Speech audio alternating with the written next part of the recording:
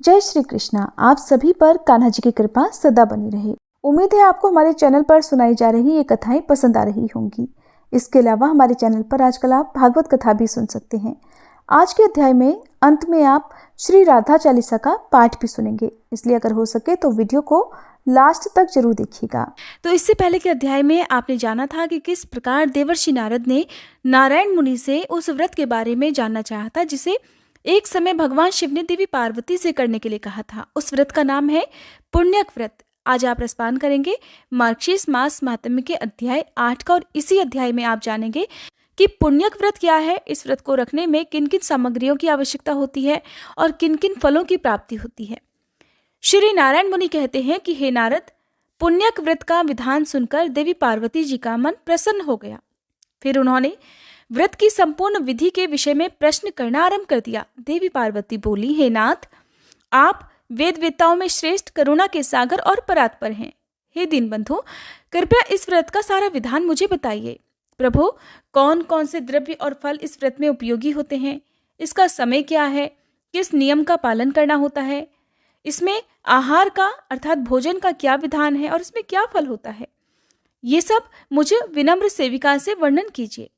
साथ ही एक उत्तम पुरोहित, पुष्प एकत्रित करने के लिए ब्राह्मण और सामग्री जुटाने के लिए भृत्यों को भी नियुक्त कर दीजिए।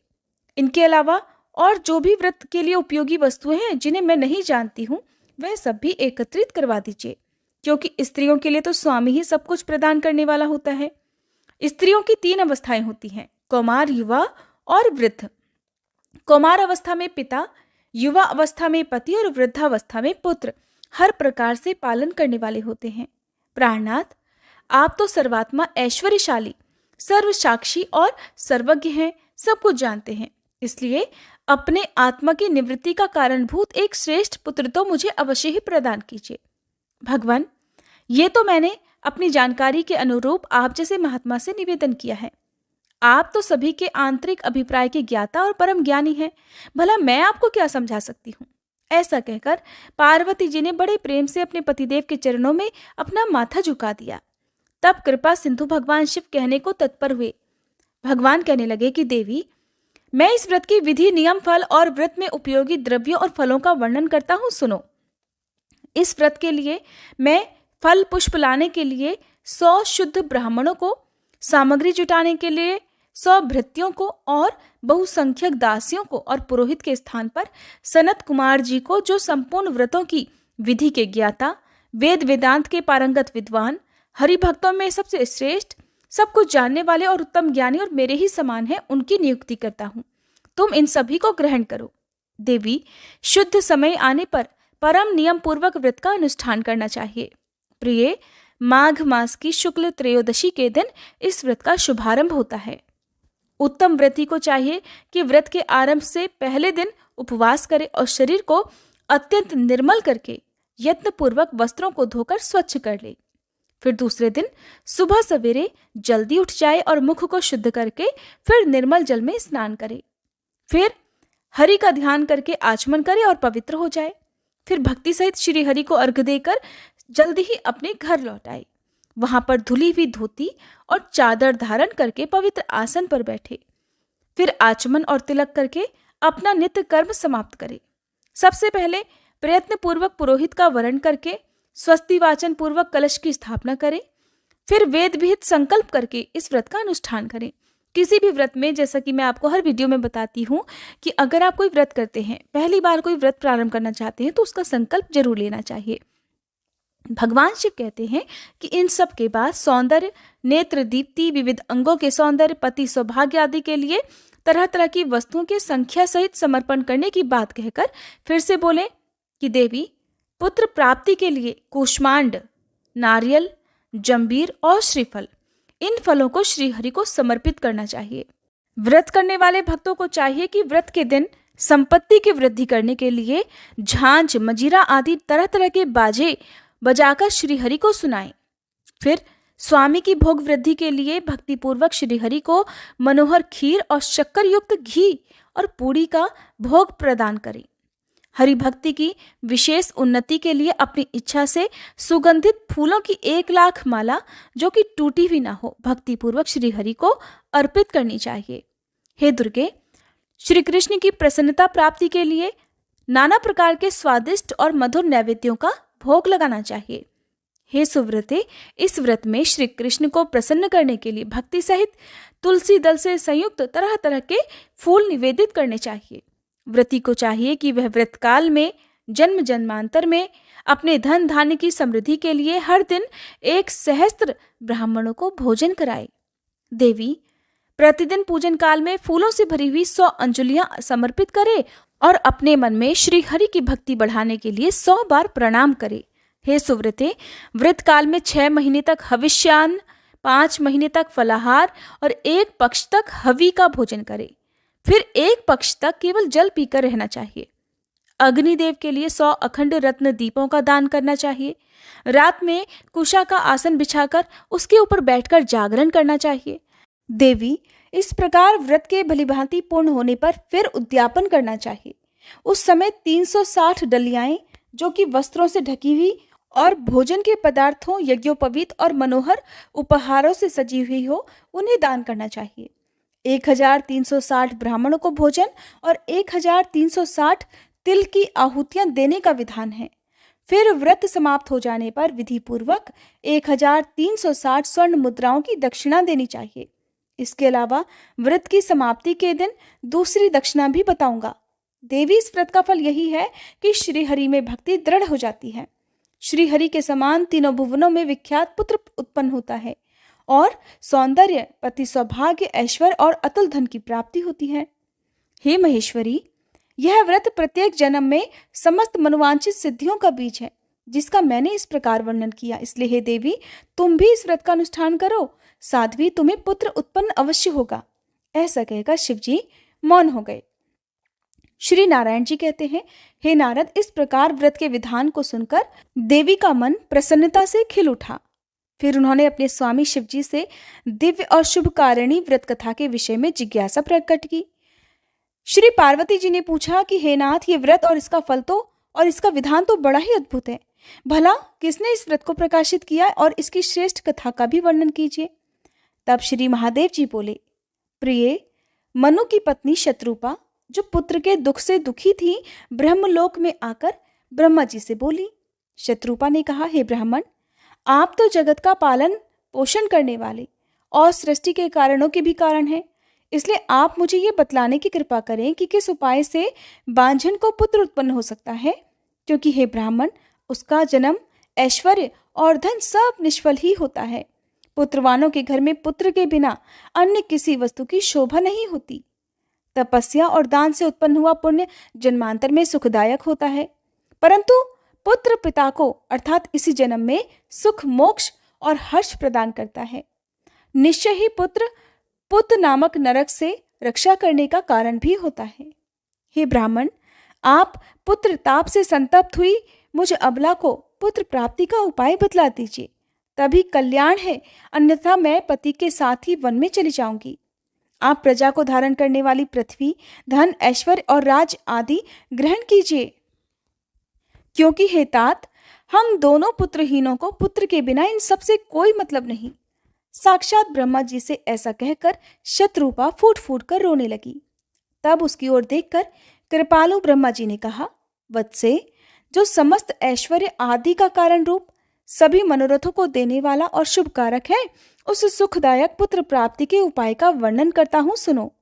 हे सुव्रते, माघ मास के शुक्ल पक्ष की त्रयोदशी तिथि के दिन शुद्ध काल में सर्वस्व प्रदान करने वाले श्री कृष्ण की आराधना करके इस उत्तम पुण्यक व्रत का अनुष्ठान करना चाहिए। कर्णव शाखा में इस व्रत का वर्णन किया गया है और इसे पूरे साल तक करना चाहिए। ये सारी अभीष्ट सिद्धियों का प्रदाता और सभी विघ्नों का नाश करने वाला है। व्रत के दिनों में वेदोक्त द्रव्यों का दान करना चाहिए। शुभे, तुम भी इस व्रत का अनुष्ठान करके विष्णु जी के समान पराक्रमी पुत्र प्राप्त करो। ब्रह्मा जी का कथन सुनकर शत्रुपा ने इस उत्तम व्रत का अनुष्ठान किया, जिससे उन्हें प्रेव्रत और उत्तानपाद नामक 2 मनोहर पुत्र प्राप्त हुए।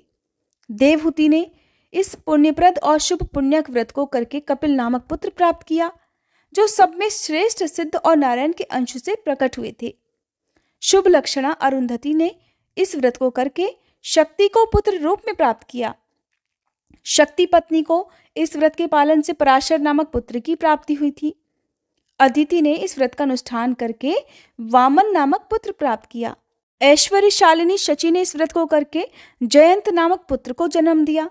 इस व्रत को करने से उत्तानपाद की पत्नी ने ध्रुव को और कुबेर की पत्नी ने नलकूबर को पुत्र रूप में प्राप्त किया। इस उत्तम व्रत के पालन से सूर्य पत्नी को मनु और अत्रि पत्नी को चंद्रमा पुत्र रूप में मिले। अंगिरा की पत्नी ने भी इस उत्तम व्रत का अनुष्ठान किया था, जिसके प्रभाव से उनके पुत्र बृहस्पति हुए, जो देवताओं के आचार्य कहलाते हैं। भृगु पत्नी ने इस व्रत का पालन करके शुक्र को पुत्र रूप में प्राप्त किया था, जो नारायण के अंश और समस्त तेजस्वियों में परमोत्कृष्ट हैं और यही दैत्यों के गुरु हुए हैं। देवी, इस प्रकार मैंने तुमसे व्रतों में उत्तम पुण्यक व्रत का वर्णन कर दिया। हे कल्याणमयी गिरिराज नंदिनी, तुम भी इस व्रत को अब अवश्य करो। शुभे, यह व्रत राजेंद्र पत्नियों के लिए सुख साधने वाला है, देवियों के लिए सुखप्रद है और साध्वी नारियों के लिए तो यह प्राणों से बढ़कर भी प्रिय है।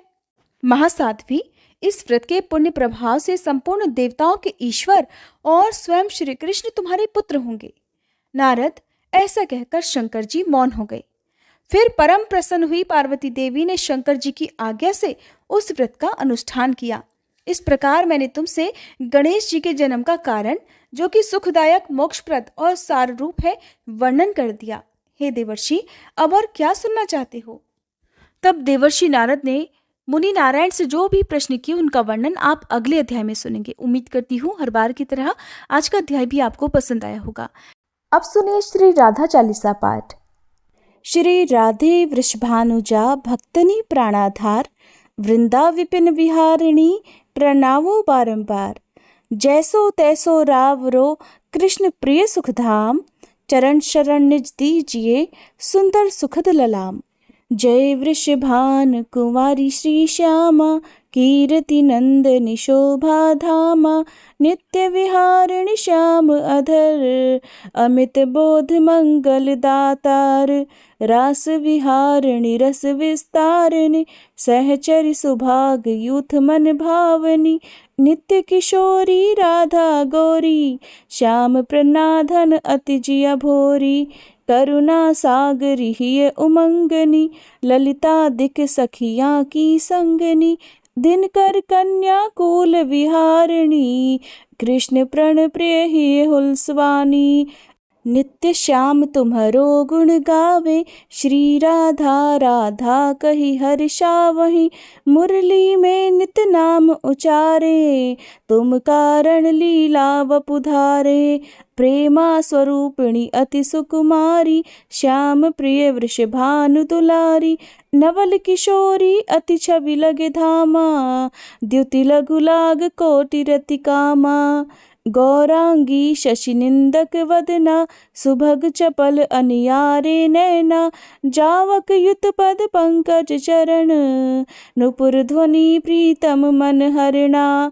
संतता सहचरी सेवा करही, महामोद मंगल मन भरही। रसिकन जीवन प्राण अधारा, राधा नाम सकल सुख सारा। अगम अगोचर नित्य स्वरूपा, ध्यान धरत निशिदिन ब्रज भूपा। उपजे उजासु अंश गुण खानी, कोटिन उमा राम ब्रह्माणी। नित्य धाम गोलोक बिहारिणी, जन रक्षक दुख दोष नसवानी। शिव अज मुनि सनकादिक नारद, पार न पाए शेष अरुशारद। राधा शुभ गुण रूप उजारी, निरखी प्रसन्न होत बनवारी।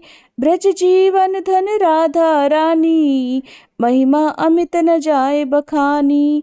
प्रीतम संग दिए गलबाही, बिहारता नित वृंदावन माही। राधा कृष्ण कृष्ण कहे राधा, एक रूप दो प्रीति अगाधा। श्री राधा मोहन मन हरिणी, जन सुख प्रदा प्रफुल्लित बदनी। कोटिक रूप धरे नंद नंदा, दर्श करन हित गोकुल चंदा।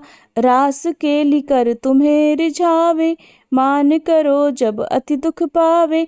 प्रफुल्लित होठ दर्श जब पावे, विविध भांति नित विनय सुनावे। वृंदारण्य विहारिणि श्यामा, नाम लेत पूरण सब कामा। कोटिन यज्ञ तपस्या करहूँ, विविध नेम व्रत हिय में धरहूँ। तऊ न श्याम भक्त ही अहनावे, जब लगी राधा नाम न गावे। वृंदा विपिन स्वामिनी राधा, लीला वपु तब अमित अगाधा। स्वयं कृष्ण पावे नहीं पारा, और तुम्हें को जानन हारा। श्री राधा रस प्रीति अभेदा, सादर गान करत नित वेदा। राधा त्यागी कृष्ण को भजी है, ते सपने हूँ जग जलधि न तरी है। कीर्ति कुमारी हुआरी राधा, सुमिरत सकल मिटहि भव बाधा। नाम अमंगल मूल न सावन, त्रिविध ताप हरि हरि मन भावन। राधा नाम ले जो कोई, सहज ही दामोदर वश होई। राधा नाम परम सुखदाई, भजतहि कृपा करे यदुराई।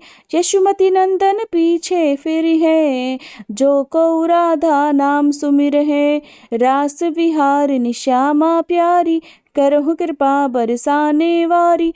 वृंदावन है शरण तुम्हारी, जय जय जय वृषभानु दुलारी। श्री राधा सर्वेश्वरी, रसिकेश्वर घनश्याम। करहु निरंतर बास में, श्री वृंदावन धाम। बोलो राधा रानी की जय, श्री कृष्ण भगवान की जय।